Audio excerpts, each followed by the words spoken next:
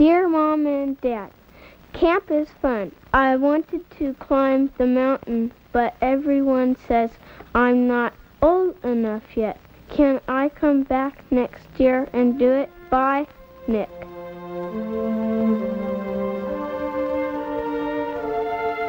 Mount St. Helens, a 9,677-foot sleeping volcano nestled in the wild abundance of the Gifford-Pinchot National Forest in southwest Washington.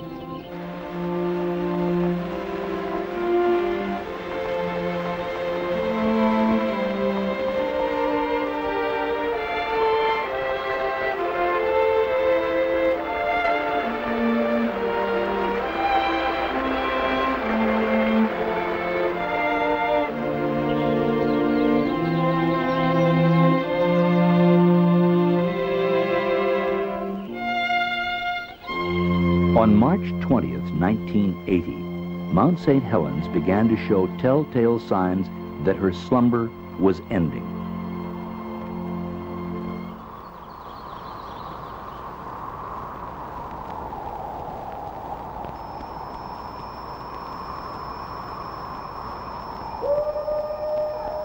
After the last great ice age had retreated northward, the Cascades were already well established, running from northern California through Oregon, Washington, and into Canada. But there was one peak amongst them that was not so well established. Compared to the rest, she was a teenage mountain, and like most teens, had growing pains. St. Helens is known to have erupted numerous times in the past. In the early and mid-1800s, she erupted again. It's small wonder local Native Americans in a variety of tribal languages called this peak basically the same thing, Fire Mountain. The view from the summit of Mount St. Helens was breathtaking. Below lay Spirit Lake. In the distance, an older peak, Mount Rainier. The lake was a haven for recreational activities and youth camps, the YMCA's Camp Meehan being the first. Thousands of youngsters flocked to the lake over the years, learning how to row a boat even when the oarlocks wouldn't stay put, sailing a wind that seemed to rise from the blue-green depths of the lake itself, always discovering new friends, the diamond-encrusted night skies, and how to cook an egg on a stick. There were national forest campgrounds on the lake, too. Bear Cove, Cedar Creek, Donnybrook. And beyond them stretched the forest. A living museum for the curious. A place as close to heaven as one could get. At Trail's End, there were places that were like living in a postcard world.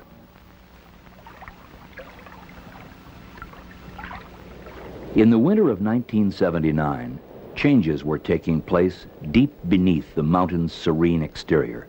On March 20th, 1980, a moderate earthquake beneath the mountain registered 4.1 on the Richter scale and was the first sign of an eruptive phase. Swarms of quakes followed until March 27th. We are directly over Mount St. Helens right now, and there is no question at all that the volcanic activity has begun. You can see smoke and ash pouring from the top of the mountain, especially on the north side of the mountain. A concern for public safety prompted the closure of the Gifford-Pinchot National Forest. What scientists had anticipated, the eruption of Mount St. Helens before the end of this century, had begun. The mountain had a newly opened crater, measuring about 250 feet in diameter. The earthquakes continued. Forest Service and cooperating scientists went right to work. 845. Ringing the mountain with an array of gadgets, hoping to document even the slightest twinge. The Forest Service ordered immediate evacuation of its own nearby ranger stations, such as this one on Pine Creek on the southeastern flank of the mountain. They also strongly urged others having homes, lodges, or camps near the mountain to do the same. On the morning of March 29th, a second crater was observed, which had opened during the night. The new crater measured 75 feet wide and 30 to 60 feet deep.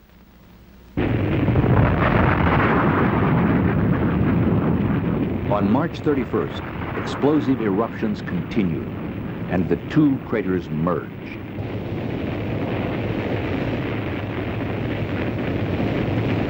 For the next several days, the mountain continued to spew ash and steam. Then, eruptive activity decreased. However, a bulge noticed earlier on the north-northeast flank of the mountain near Goat Rocks was found to be moving north-northwest at about 5 feet a day. Scientist David Johnston expressed the opinions of the U.S. Geological Survey. They would later prove incredibly accurate. In the initial phases, we'd see probably very large eruptions that would extend high into the air. This would spread ash over large areas in western Washington, maybe possibly in an extreme case even farther east. In the near flanks of the volcano, there would be more damage done by possibly hot avalanches, pyroclastic flows. Farther downstream, we could see mud flows and floods. Because this is such a symmetrical volcano and because the crater is so high, if there's an explosion, it's probable that the debris, the very hot incandescent ash that would come down, could come down all sides. But right now, there's a very great hazard due to the fact that the glacier is breaking up on this side of the volcano, on the north side, and that could produce a very large avalanche hazard. In the meantime, the chief of the Forest Service declared part of the land around the mountain a geological area to help protect the unique features. The Forest Service and the U.S. Geological Survey were taking the mountains seriously, as did the Spirit Lake Youth Camp operators, who coordinated their efforts and, along with a donated helicopter and a large refuse bin, began hauling out. Well, the tourists come to see her smoke, and they all think it's one big joke. That mountain's just a molehill in disguise. But when that lava starts to ooze, they'll be running the heels off their shoes. Heck, we just thought she was over-publicized. But the effects of Johnston's words were lost on most people, who were more interested in Mount St. Helens as just another roadside attraction. It's gonna rock, it's gonna roll, it's gonna leave a nasty hole. It'll be too late to find a place too high. As far as we know, it's just a joke. Well, not really a joke, I guess, but it could last 100 years. We're going to stay till the rocks start falling, I guess. You don't mind working in the shadow of the mountain, then? No, not at all. There's nothing to be scared of. More dangerous one of them trees falling on the backside than there is a mountain of exploding. For 83-year-old Harry Truman, operator of St. Helens Lodge, nothing was about to move him from the shadow of his beloved mountain. Harry wants to stay, and he's not going to leave, so, and he's thanked us for our concern for coming. It's definitely a mistake. Somebody done it to cause trouble for me and the law and everybody else. That's my life. Spirit Lake and Mount St. Helens is my life, folks. I've lived there 50 years. It's a part of me. That mountain and that lake is a part of Truman, and I'm a part of it.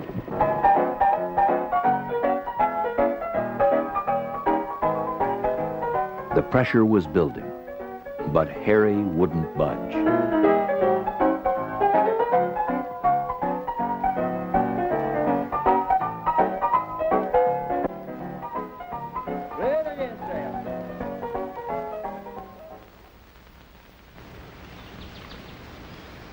The morning of May 18th, 1980.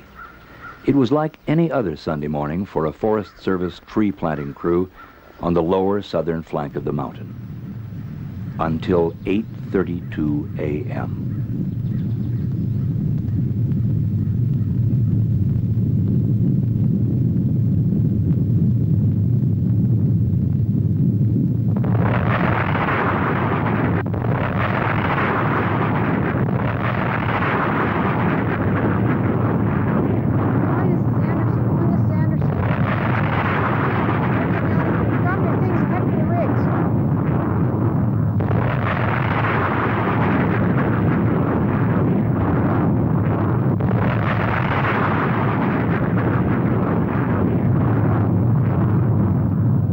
Seemed to happen in an instant.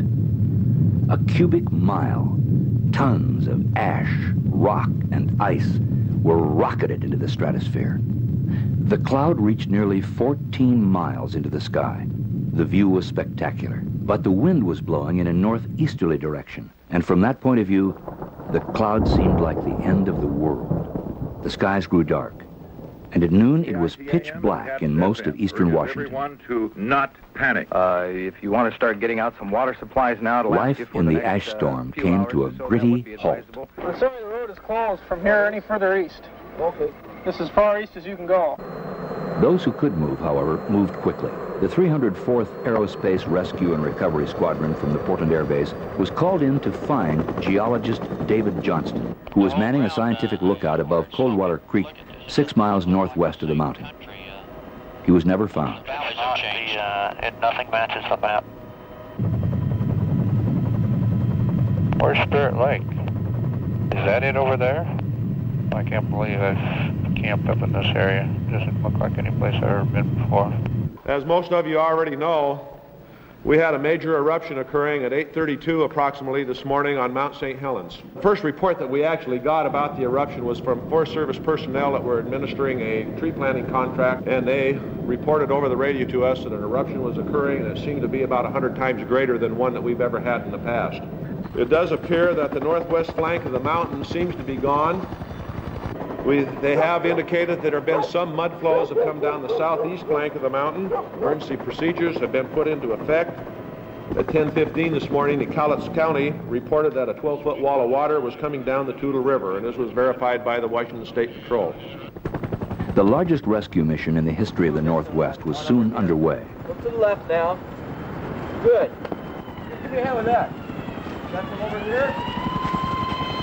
Military helicopter units and other rescue squads joined the effort, coordinated by the county sheriff departments. By the end of the rescue operations, which lasted 2 weeks, more than 170 people were brought to safety. But in the final count, 61 were dead or missing.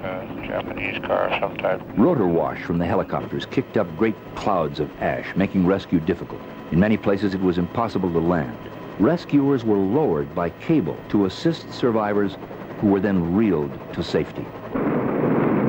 Tons of ice and snow, melted by the intense heat of the raging volcano, mixed with the ash and began rampaging down the flanks of the volcano. One mudflow reached Swift Reservoir, about 10 miles to the south. But it was the debris-laden walls of water which tore down the north fork of the Toutle River that proved most spectacular and devastating. There is a mudslide down the mountain right now. Get up, Separate! Let's get on. Filming us.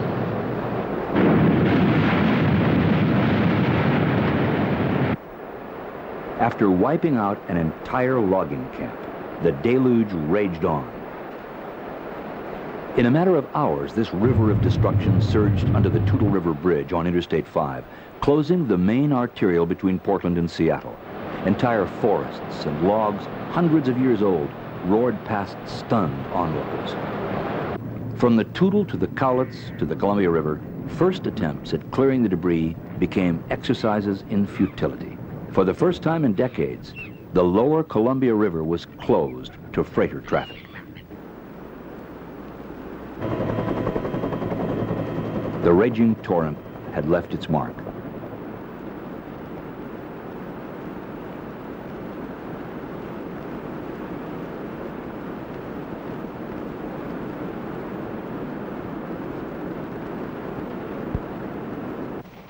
In a matter of hours, the winds carried the growing ash plume over Idaho and Montana.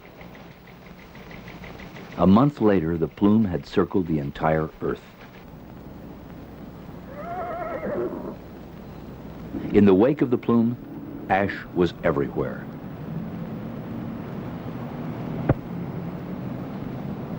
In some places, the price of a surgical mask quadrupled. Ash doesn't melt. Water turns it into a thick, grimy substance like wet cement. It's as back-breaking a job as moving a mountain should be.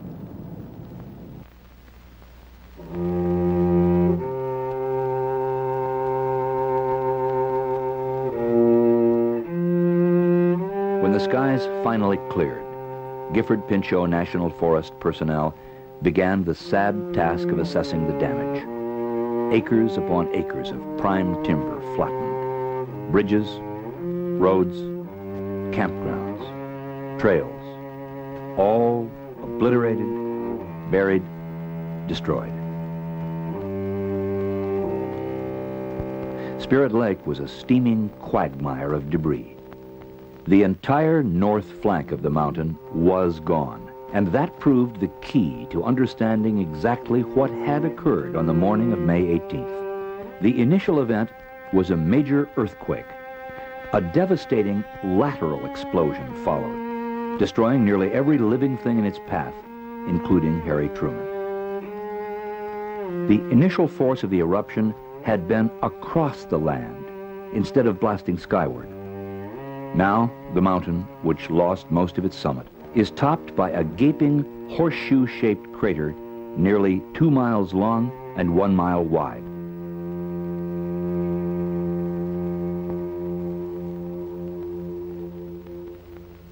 The perilous vantage point of a still photographer and the actual recorded voice of an eyewitness with a two-way radio bring the tremendous force of the May 18th eruption into chilling focus. Oh, I just felt an earthquake.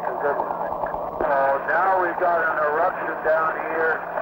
Now we got a big slide coming off.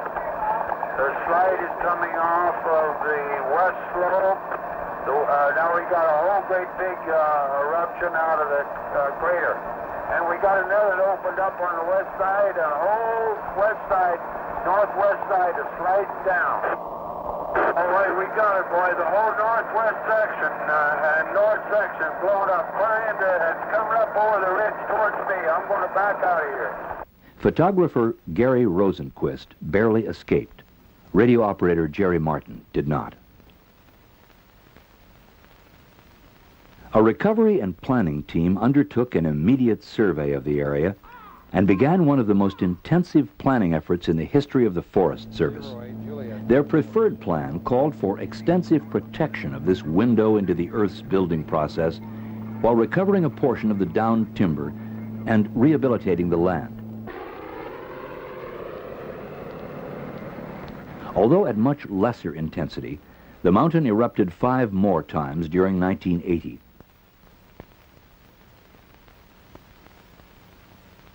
This eruption, on July 22nd, was photographed on time-lapse by amateur photographer Jerry Whitaker of Woodland, Washington.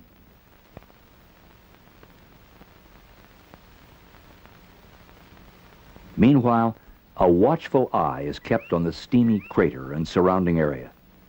Some say the mountain shows signs of going back to sleep. Others say that's not likely, yet. But the fact is, no one knows for sure, and so the vigil continues.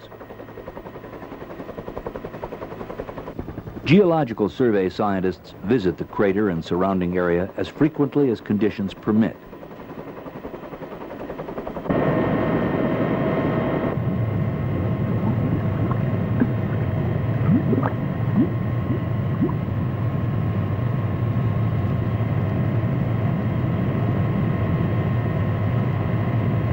Rock samples are collected. Distances between established points are measured electronically to detect any swelling or deflation of the volcano.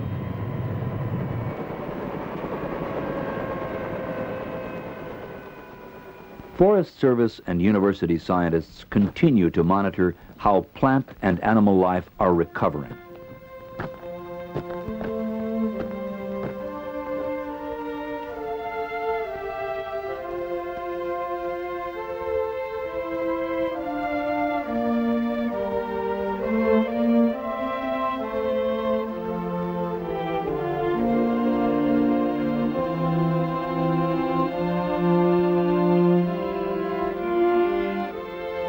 Volcanoes are secretive and unpredictable things.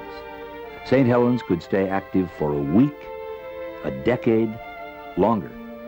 But sooner or later, by one manner or another, she will change again. That's the way it is with volcanoes. To be sure, much will happen in the meantime. Trees and huckleberries and wild animals will return to the mountain's flanks. Spirit Lake will become clear and blue-green again. gurgling streams will again be favorite haunts of the trout and the fishermen. But for now, we have a landscape in transition, a rare opportunity to learn from the earth what the earth is made of, why it changes, and perhaps even when it will change again.